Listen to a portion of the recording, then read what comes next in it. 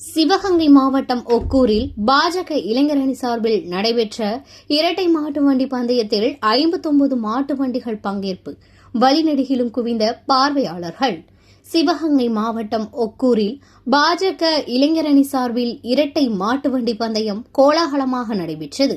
ஒக்கூர் அண்ணாநகர் சாலையில் 8 கிலோமீட்டர் எல்லைப் பகுதியில் நடைபெற்ற இந்த பந்தயத்தில் சிவகங்கை உள்ளிட்ட பல்வேறு பகுதிகளிலிருந்து மொத்தம் 59 மாட்டு வண்டிகள் கலந்து கொண்டன. இப்பந்தயம் இரு பிரிவுகளாக நடத்தப்பட்டது.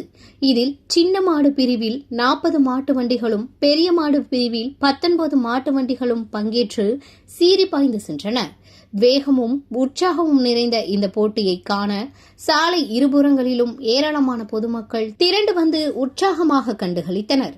போட்டியின் முடிவில் முதல் 4 இடங்களை பிடித்த மாட்டு வண்டிகளின் உரிமையாளர்களுக்கும் சாரதாரிகளுக்கும் ரொக்க பரிசுகளும் கோப்பைகளும் வழங்கி கௌரவிக்கப்பட்டது.